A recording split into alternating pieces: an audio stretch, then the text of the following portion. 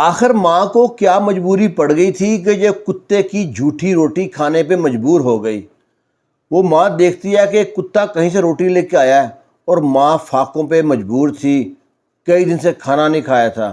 اس بوڑھی ماں نے کتے کو ڈنڈا مارا، کتا چیختا ہوا وہاں سے نکلا، اس کے منہ سے روٹی گر گئی۔ اس بوڑھی ماں نے روٹی تو اٹھائی ہے، منہ میں ڈالنے لگی ہے، اس کو اپنا ماضی یاد آ گیا کہ کتنی شاندار زندگی گزاری تھی میں نے، تو آج یہ وقت آ گیا میں کتے کا جھوٹا کھا رہی ہوں۔ ہوتا کیا ہے، جو ماضی میں اپنی وہ بوڑھی ماں جاتی ہے، وہ اپنی کہانی سنا رہی ہے۔ وہ کہتی ہے جب میرا شوہر تھا مجھ سے بے وفائی کر گیا، مجھ سے پہلے اللہ کو پیارا ہو گیا، پر سکون اس نے بھی نہ دیا تھا، پر بعد میں اللہ نے جب ایک بیٹا دیا، وہ بھی ایسا بدبخت نکلا کہ اس نے اپنی ہی ماں پہ چوری کا الزام لگا دیا۔ واقعہ کو یوں پیش آتا ہے، جب اس نے محنت مزدوری سے اپنے بیٹے کو پال پوس کے جوان کیا، بیٹا ایک افسر لگ گیا، اچھی پوسٹ پہ تھا، بینک میں جاب کرتا تھا، اچھی خاصی تنخواہ آتی تھی۔ ایک دن جو تنخواہ جب لے کے آتا ہے تو پہلے تنخواہ لاتا تھا تو بیوی کے ہاتھ میں رہتا تھا۔ اس دن بیوی گھر سے کہیں باہر گئی ہوئی تھی، اس نے دیکھا ماں اکیلی ہے، اس نے لا کے تنخواہ ماں کے ہاتھ میں رکھ دی اور سر نیچے کر دیا۔ ماں سر پہ پیار دیتی ہے، کہتی ہے جگ جگ جیوے میرا بیٹا، جوانی ہے ہمارے، ابھی دعائیں دے رہی ہے، پیسے پکڑے ہیں، گننے کی کوشش کرتی ہے، ابھی اتنے میں دیکھتی ہے کہ بہو آ گئی ہے۔ جب بہو دیکھتی ہے کہ ساس کے ہاتھ میں پیسے ہیں، غصے سے لال پیلی کہ ساس کی جرت کیسے ہوئی میرے شوہر کی کمائی کو ہاتھ لگائے، اور ساس نے فوراً ہی وہ سارے پیسے بہو کے کر دیے۔ بہو نے جھپٹا مار کے پیسے کھینچے ہیں اور کچھ منہ میں بڑبڑاتی ہوئی اندر چلی گئی، اندر جا کے الماری میں رکھ دیے۔ 2 دن گزرے ہیں، وہ لڑکا جو ہے اپنی بیوی سے کہتا ہے جو پیسے رکھوائے تھے سیف میں تمہیں رکھے تھے وہ مجھ کو لا کے دو، ضرورت ہے۔ وہ بیوی لفافہ لا کے دیتی ہے، یہ لو۔ شوہر جو ہوتا ہے اس کا، وہ سارے پیسے گنتا ہے، کہتا ہے اس میں سے 20,000 روپے کم ہے۔ وہ کہتی ہے مجھے کیا پتا، تم لے کے آئے تھے، تم نے اپنی ماں کو دیے تھے، تمہاری ماں چورنی ہے، اس نے پیسے لیے ہوں گے، اسی کے کرتوت ہے، پہلے بھی گھر سے کئی بار پیسے چوری ہوئے ہیں، کبھی کچن سے دودھ چوری ہو جاتا ہے، کبھی فروٹ چوری ہو جاتا ہے، تمہاری ماں ہے ہی ایسی، وہ چورنی ہے، اس پہ الزام لگائی جائے۔ اور اس طرح الزام لگایا کہ جو لڑکا تھا نا، وہ سمن بکمن بن کے کھڑا ہے وہاں پہ، وہ نہ ماں کے خلاف کوئی بات سن رہا ہے، کر رہا ہے، اور نہ اس جواب دے رہا ہے۔ اس کو شک ہو گیا واقعی جو میری بیوی کہہ رہی ہے نا یہ صحیح ہے۔ وہ ماں سے سیدھے منہ بات کرنا چھوڑ دیا۔ 2-4 دن گزرے ہیں، ماں پریشان، اور ماں کے کانوں میں ساری بات پڑ چکی تھی، جو بہو کہہ رہی تھی وہ چیخ چیخ کے کہہ رہی تھی، اپنی ساس کو سنانا چاہ رہی تھی۔ اب بہو جو ماں ہے وہ اپنے بیٹے سے کہتی ہے بیٹا جو تمہارے باپ کا گھر تھا گاؤں میں، پتہ نہیں وہ ٹوٹ پھوٹ کا شکار ہوگا، میں چاہتی ہوں کچھ دن وہاں رہ آؤں۔ بیٹا کہتا ہے میں آپ کو چھوڑ آؤں گا اور میں آپ کو ہر مہینے 10,000 منی آرڈر کر دوں گا اور آپ کا گھر کا خرچ چلتا رہے گا۔ بیٹے نے اگلے دن ماں کو بٹھایا گاڑی میں اور گاؤں لے گیا۔ جب گاؤں میں گاڑی جاتی ہے سب کہتے ہیں مینیجر صاحب آ گئے، وہ بینک میں مینیجر تھا، بڑی بلے بلے بڑی جے جے کار ہوئی۔ وہ اپنی ماں کو اور ٹوٹے پھوٹے گھر میں چھوڑ کے، نہ کوئی برتن نہ کوئی چرپائی، کچھ نہیں ہے، کھنڈر بنا ہوا گھر ہے، وہاں چھوڑ کے آ گیا۔ کچھ محلے والوں نے کچھ خدمت کی، کچھ سامان لا کے دیا، کیونکہ وہ جانتے تھے کہ اس کا بیٹا بینک مینیجر ہے، بڑا افسر ہے۔ بیٹے نے پہلے مہینے تو ماں کو 10,000 منی آرڈر سینڈ کر دیا، ماں کا گزر بسر آرام سے ہو گیا۔ اگلے مہینے پیسے سینڈ نہ کیے، دکانوں جہاں سے دودھ آ رہا تھا، سبزی آ رہی تھی، کھانے پینے کا سامان آ رہا تھا، سب سے کہتی ہے میرا منی آرڈر نہیں آیا، آپ سامان دے دیں، اگلے مہینے میں منی آرڈر دے دوں گا۔ بڑے بڑے بنیے لوگ ہوتے ہیں دکانوں پہ، انہیں کوئی بات نہیں، مینیجر کی ماں ہے، پیسے پہنچ جائیں گے۔ اس مہینے بھی پیسے نہ آئے، یعنی 2 مہینے گزر کے پیسے نہ آئے۔ تیسرا مہینہ جب لوگوں نے ادھار دینا بند کر دیا، گھر میں جو راشن تھا ختم ہو گیا، بھوک سے نڈھال ہے، برا حال ہے۔ وہ سوچتی ہے سارے ڈبے پھولتی ہے، کوئی دال، کوئی چاول، کوئی دلیا، کوئی روٹی کچھ مل جائے تو میں کھا لوں۔ ایسا تھا کہ نہ کھائے گی تو مر جائے گی۔ سارے ڈبے پھولنے کے بعد دیکھتی ہے تو کچھ نہیں ملتا اس کو، صحن میں آ کے بیٹھ جاتی ہے، دیکھتی ہے کہیں سے کتا روٹی لے کے آ رہا ہے اور کتے کے منہ میں روٹی ہے۔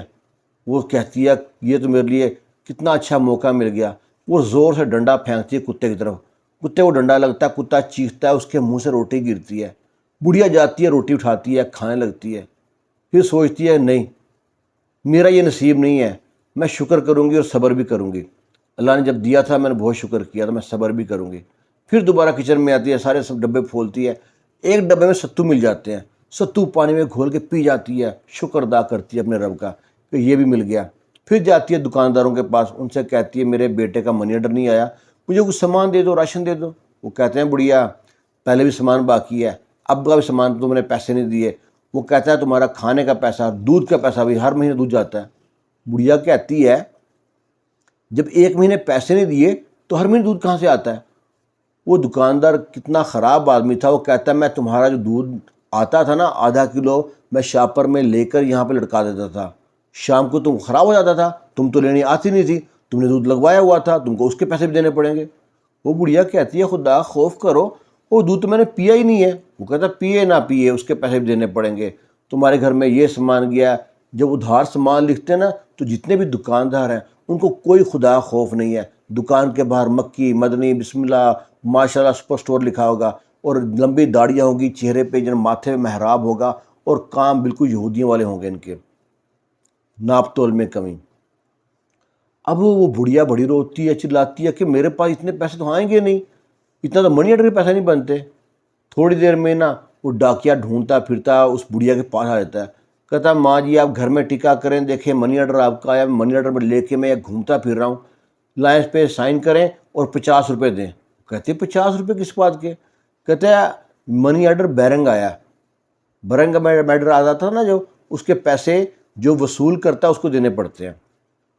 بڑھیا ماں کہتی ہے میرے پاس تو 1 ٹکا نہیں ہے، میں کہاں سے دوں گی؟ وہ کہتی ہے بنیا سے کہ بھئی اپنے پیسے کاٹ لو، مجھے 50 دے دو، منی آرڈر کے 1000 روپے جو آئیں گے 10,000 روپے اس میں سے پیسے کاٹ لینا۔ بنیا بڑا لالچی تھا، اس کو پتا تھا میرا تو بل پورا ہو جائے گا، اس نے فوراً 50 روپے اس کو دیے، ڈاکیے کو منی آرڈر پکڑا، 10,000 روپے تھے، اس نے راشن کا حساب پورا کیا، سبزی کے، دال چاول کے، دودھ کے، روٹی کے، سارے پیسے پورے کرنے کے بعد 9,000 اس نے رکھ لیا جو جھوٹ موٹ کا بنایا تھا۔ بڑھیا پیٹتی ہے کہ خدا کا خوف کرو، تمہارے پیسے اتنے بنتے نہیں ہیں، پر وہ چیخ چلا کے بڑھیا سے 9,000 لے لیتا ہے۔ بڑھیا کے پاس بچتا ہے 1,000 روپے، اس میں گھر کا راشن پانی لے کے آتی ہے تو بڑا مشکل ہو جاتا ہے اس کے لیے۔ پھر وہ سوچتی ہے کہ اس کے ماں باپ کا جو گاؤں تھا نا، وہاں کے تو لوگ بھی اچھے ہیں اور گاؤں کا گھر بھی بڑا تھا، شاید وہ ابھی باقی ہو، اس کے ماں باپ مر کب گئے تھے۔ وہ جاتی ہے اپنے اس گاؤں میں، دیکھتی ہے وہاں پہ لوگوں نے لکڑیاں رکھی ہوئی ہیں، گوئے تھاپیاں جو ہوتی ہیں وہ رکھی ہوئی ہیں۔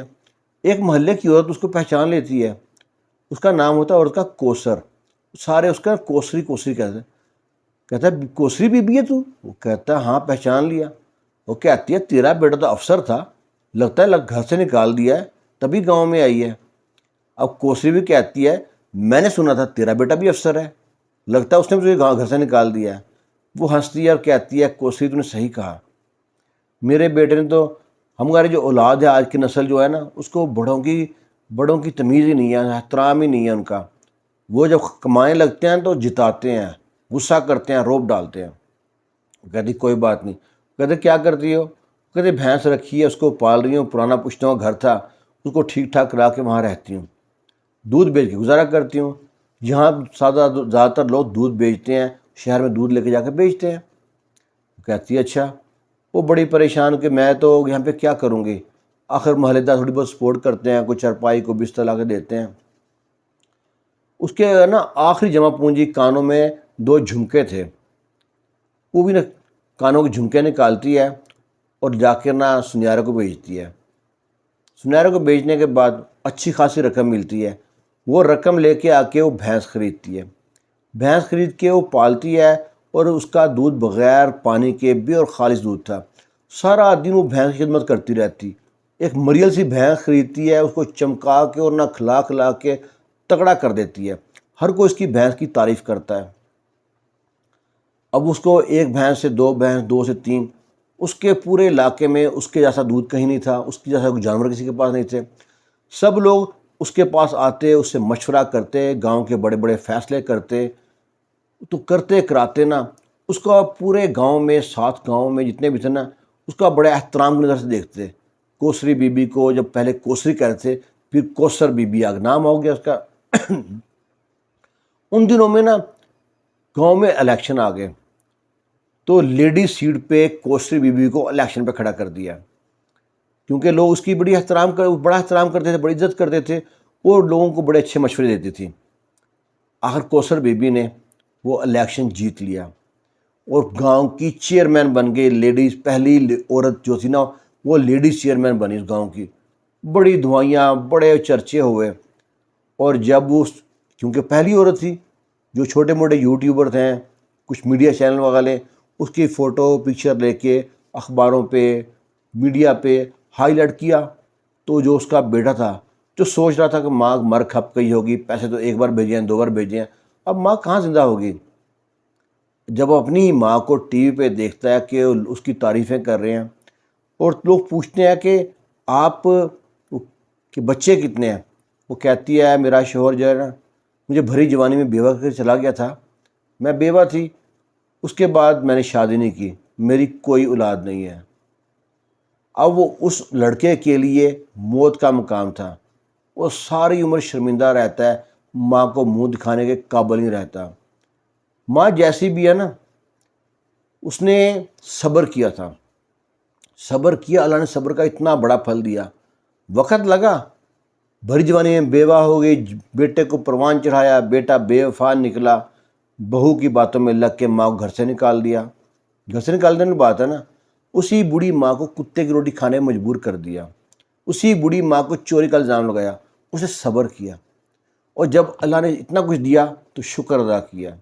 زندگی نا صرف اس طرح گزارو، صبر اور شکر، اس کے درمیان زندگی ہے۔ یہ واقعہ تھا، کہانیاں کہانی سے بنتی ہیں۔ اس کہانی کے بارے میں آپ کی قیمتی رائے کے ہم منتظر رہیں گے۔ خوش رہیں، شاد رہیں، آباد رہیں۔ اللہ حافظ۔